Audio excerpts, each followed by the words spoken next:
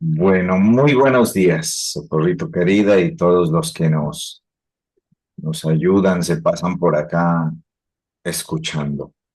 Les recuerdo que estamos en el proceso de construir un criterio generacional contextualizado y actual con respecto a la dimensión y aplicación, obviamente, de el conocimiento y de la expresión de Cristo en el libro de Apocalipsis.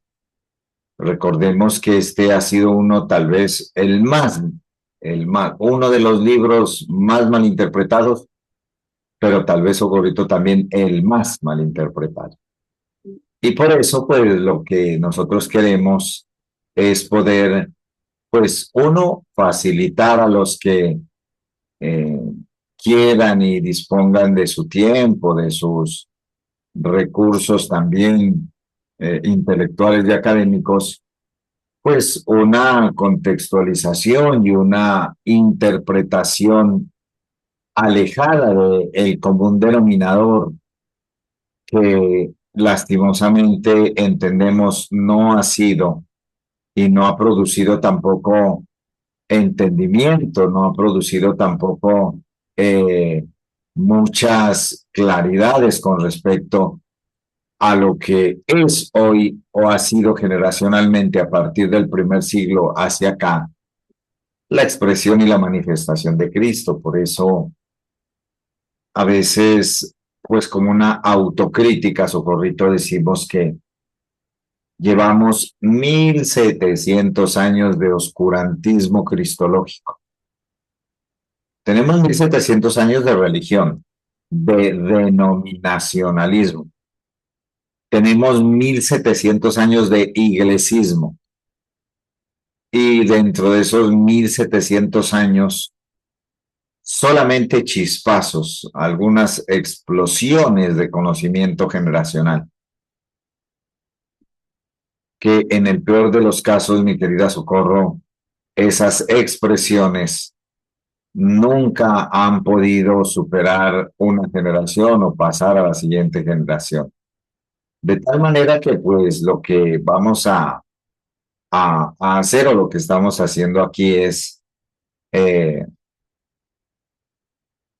poder, como dije, darle un contexto, ¿verdad? De lo que para cada uno de ustedes que nos escuchan y en general, pues para todos, ¿qué es la conciencia espiritual y eterna? ¿Qué significa esa expresión gloriosa de lo que es Cristo en la vida y en la identidad corporativa de cada generación? Entonces, Socorrito, bueno, antes de ir allí, no sé si usted tenga algún comentario para ambientar esta pequeña introducción. No, prenda el micrófono.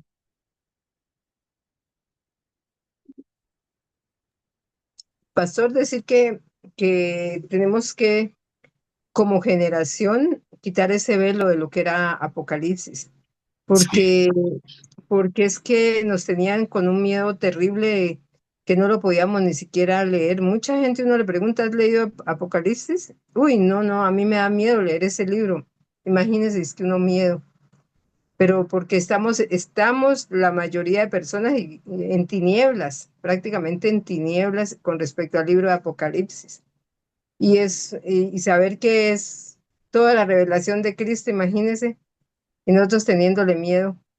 Entonces, sí. pues gracias a Dios por lo que podemos estar aprendiendo y lo que vamos a poder hablar como generación, porque pues ya entendemos que no es para mí solita, sino que uno puede ir compartiendo a otras personas, irles hablando de lo que es realmente el libro de Apocalipsis, ya con una luz de entendimiento ya es más fácil para uno también.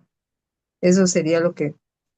Sí, Socorrito. Entonces, pues queda claro que partimos de un punto de referencia de la responsabilidad generacional y tanto Socorrito como yo, pues que nos creemos también que nos asiste una responsabilidad de que cuando se ilumina Cristo, pues nosotros tenemos que responder a esa luz.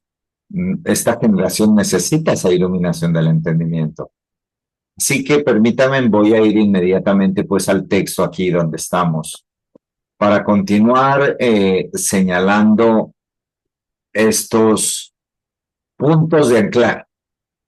Esa es la palabra que yo quiero usar, puntos de anclaje para ir avanzando. Miren, esto es como ir escalando, por eso yo uso la palabra puntos de anclaje. Hay que anclar bien. Usted ve, Socorrito, que los escaladores pues van subiendo y ellos aseguran unos clavos, unas argollas. Y tienen que ser muy bien aseguradas porque detrás del primero viene otro y viene otro y muchas veces esos puntos de anclaje quedan ahí durante muchos años. Y por eso yo utilizo esa expresión. Que el Señor nos permita, Socorrito querida, dejar unos puntos de anclaje generacionalmente hablando para que nuestras próximas generaciones, entendemos, alguien de nuestras generaciones recogerá todo este material y recogerá todo lo que hemos dicho para continuar la perfección del entendimiento. Entonces ya hemos llegado aquí al capítulo 4. Cabe señalar que estos primeros capítulos vamos a estar mirando un énfasis en lo que para Socorro y yo es el carácter manifestado de Dios, obviamente a través del conocimiento de Cristo, impartido a la congregación, en este caso, pues, la plenitud del cuerpo de Cristo manifestada, Socorrito, en los creyentes de esa era, de esa época, del primer siglo. Por eso es importante señalar nuevamente que lo que se identifica en estos textos o lo que hemos identificado, ya hicimos el ejercicio en el capítulo 1, 2 y 3, donde claramente identificamos el carácter manifiesto de Dios, revelado de Dios a través del conocimiento de Cristo, lo que a su vez se convirtió en la expresión del Evangelio, lo que para los creyentes era una vida de testimonio, una vida pragmática, una vida que tenían ellos la responsabilidad y así lo entendían y así lo asumieron. Por eso hasta la muerte muchos de ellos fueron con tal de mantener el testimonio. Así que nuevamente retomo este capítulo 4 y les digo, mis queridos amigos, que vamos a observar un especial sobre énfasis. El versículo 2, si gusta, Socorrito, me puede ayudar a leerlo. Dice el versículo 2, y al instante yo estaba en el Espíritu, y aquí un trono establecido en el cielo, y en el trono uno sentado. Bueno, muy bien. Permítanme ir por partes. Dice que cuando él abre los ojos, obviamente en ese nivel de iluminación y de revelación, hay un efecto y ese efecto no es a los ojos naturales, a los ojos de nuestro cuerpo, sino a los ojos del ser espiritual, a los ojos del hombre interior, diríamos, y el efecto fue, noten, al instante yo estaba en el espíritu. Esa es una declaración muy importante que se va a repetir en la dinámica prácticamente de todo el libro. Al instante estaba en el espíritu. Ya cuando aquí dice que estaba en el espíritu, pues todo lo que es teológico se empieza a complicar verdaderamente. Porque aquí está claro, al instante yo estaba en el espíritu. Ahora bien, si el lector, si el ministro, si el discípulo, si el pastor que quiere atreverse a hablar de Apocalipsis, no está en el mismo espíritu de Juan, es muchísimo más complicado todavía. Y estaríamos frente al más grande fraude de predicación del Evangelio, porque claramente el no estar alineado con lo que el autor está recibiendo, hablando, manifestando, tomando en su mente y en su corazón, pues va a dejar que lo que esa persona escriba, describa, predique y hable sea simplemente producto de su calenturienta imaginación, Socorro. Por eso tan importante es esta expresión, que prácticamente la hemos encontrado repetitivamente desde el principio del libro de Apocalipsis, esta expresión de estar en el Espíritu.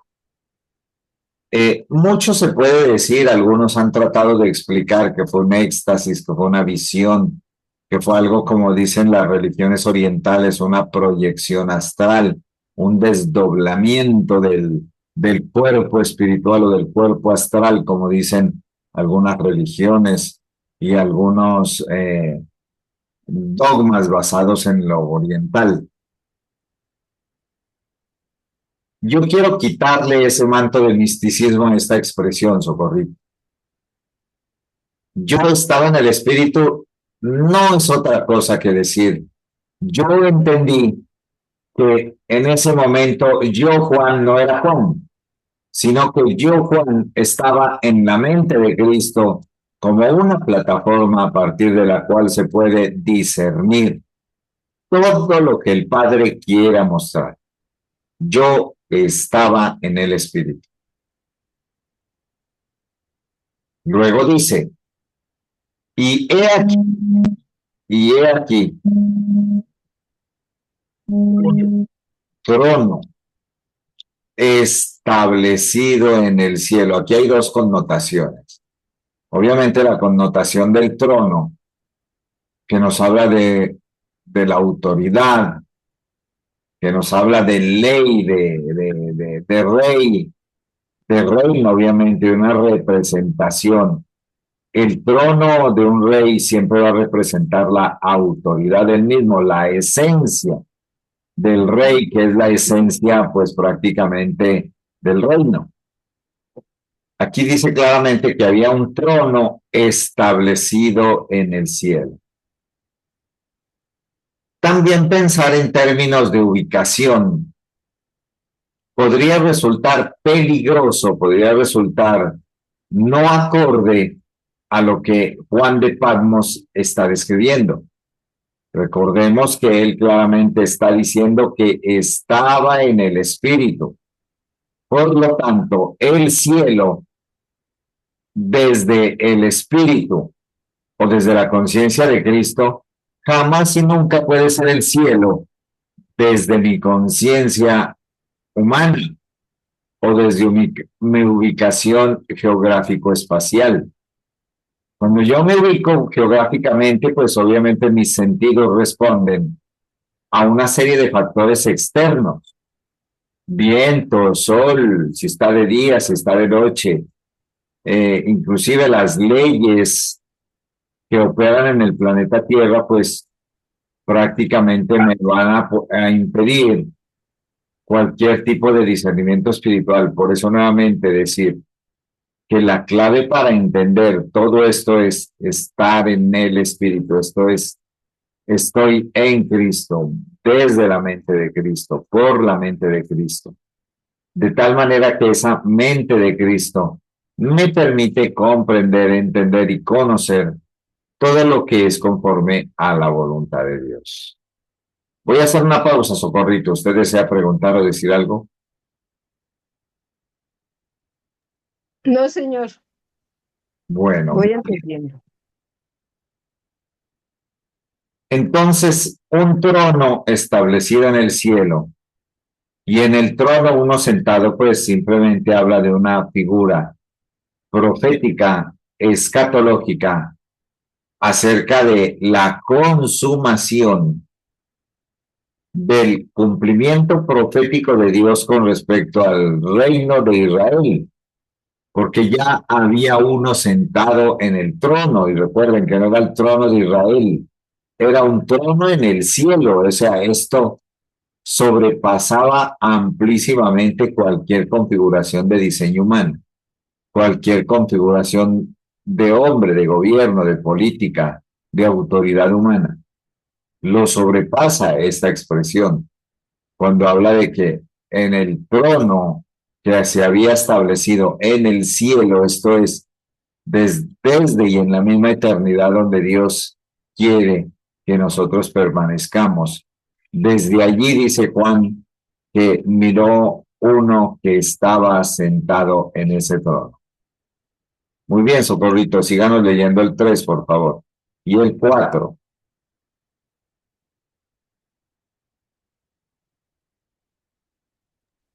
Y el aspecto del que estaba sentado era semejante a piedra de jaspe y de cornalina, y había alrededor del trono un arco iris, semejante en aspecto a la esmeralda. Y alrededor del trono había 24 tronos, y vi sentado en los tronos a 24 ancianos, vestidos de ropas blancas con coronas de oro en su cabeza, Siga, en por sus favor, cabezas. siga. Y del trono salían relámpagos y truenos y voces, y delante del trono ardían 7 lámparas de fuego, las cuales son los 7 espíritus de Dios. Siga toda esa descripción, siga. Yo le digo hasta dónde.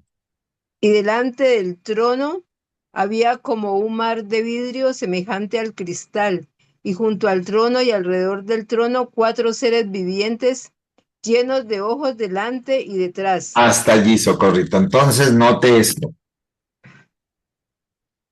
Es maravilloso que empezamos a ver cómo el autor, Juan de Patmos, se enfoca en explicar en describir más bien, no en explicar,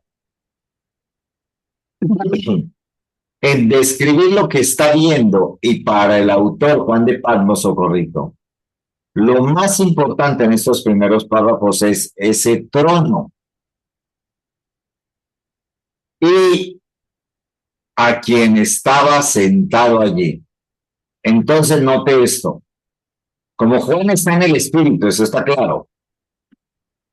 El Espíritu guía a Juan de Patmos para que sus sentidos se enfoquen en lo que Dios quiere que él vea y acerca de lo que él quiere que escriba.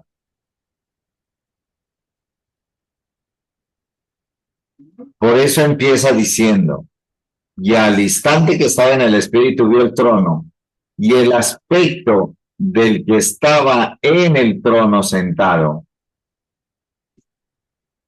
era semejante a piedra de jaspe.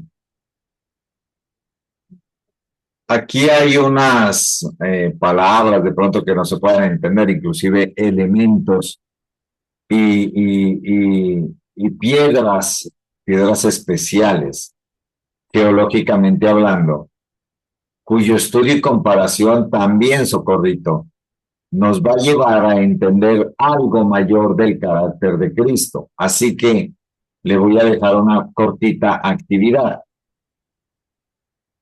Investigue, Socorrito, qué es y cómo era la piedra de jaspe y la piedra de cornalina. Aquí estos dos piedras, por favor. Jaspe y cornalina. ¿Cómo eran? ¿Dónde? ¿Quién las encontró? Bueno, ¿cómo es eso? Piedra de jaspe y de cornalina. Muy bien. Y dice, y había alrededor del trono un arco iris semejante en aspecto a la esmeralda. Investigue también ese pedacito. La esmeralda. Socorrito, la próxima clase vamos a empezar mirando por qué a Juan de Patmos se le permite asociar el carácter de Cristo con estas piedras preciosas, que no son las únicas, ¿eh? Más adelante nos vamos a encontrar con otras.